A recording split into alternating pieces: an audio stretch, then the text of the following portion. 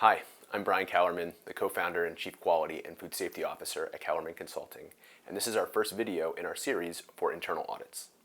The purpose of this series is to define and explain how to set up an internal audit system, as well as the basics of performing an internal audit.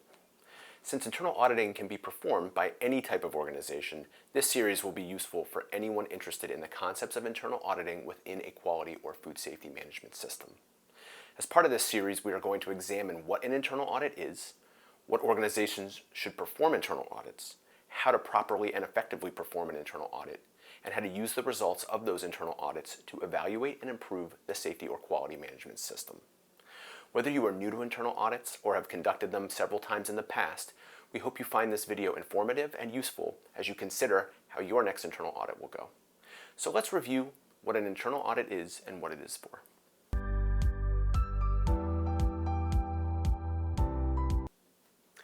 An internal audit is an investigation performed by or for the organization into the documentation and monitoring actions to determine if the program being audited is functioning as intended.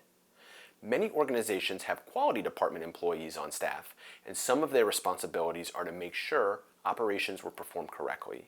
But there are major differences between quality checks and internal audits.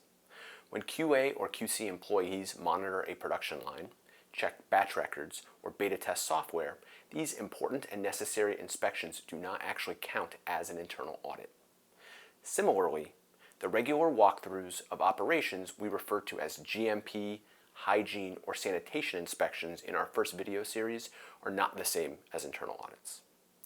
QA or QC record reviews as a part of regular operations and visual inspections performed as part of daily, weekly, or monthly walkthroughs are part of the quality and safety management system. An internal audit is a separate, independent review of the system itself, including all records of those checks and walkthroughs.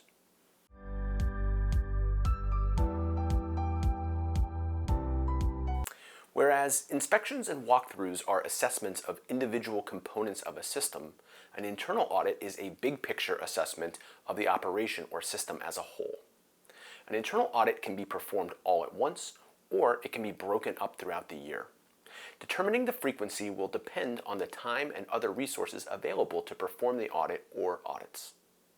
Regardless of whether the audit is performed in its entirety all at once or split up into repeated actions during the year, a person or group independent of the operational actions being reviewed is required to review the paperwork or electronic records to make sure those records are the correct records, that they are completed properly, and they can be readily produced upon request.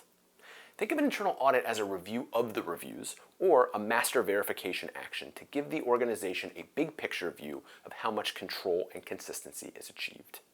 For operations with a small number of employees, finding a person to perform an internal audit who is not performing the operational tasks may be challenging. For example, if the organization has a quality assurance manager with only 1 or 2 support staff, most likely that QA manager is performing quality checks and is the person tasked with performing an internal audit. The QA manager cannot claim to be independent when auditing a QA department itself.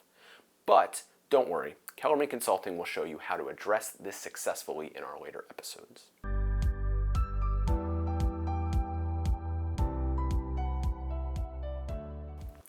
There are several reasons why an organization may perform internal audits.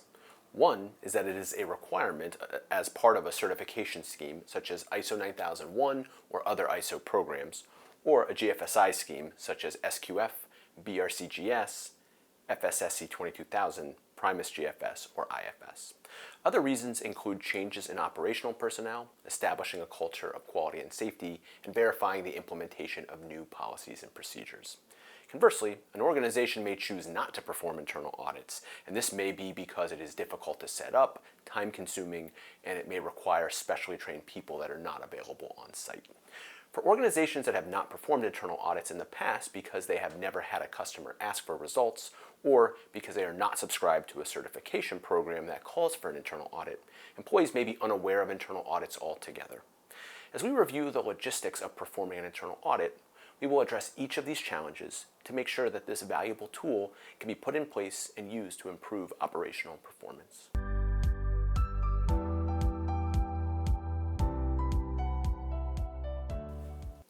By watching this series on internal audits, we know that you are determined to set up or continue to improve your organization's internal audit program, and Kellerman Consulting is here to help you begin or improve your process. We will need to first discuss preparation actions for the internal audit, as well as how to follow through on gaps identified during the review of records and operations during the audit. We have provided some free downloads on the Kellerman Consulting website to assist in internal auditing, so please be sure to give our website a visit to get access to those tools, as well as to find our other episodes in our internal auditing series. In our next episode, we will review the key pre-planning actions for our internal audit, including determining the audit schedule, method of auditing, and the timelines of the audit and presentation to management. Thank you for watching. For more food safety training videos and resources, please consider subscribing to our YouTube channel or following Kellerman Consulting on LinkedIn.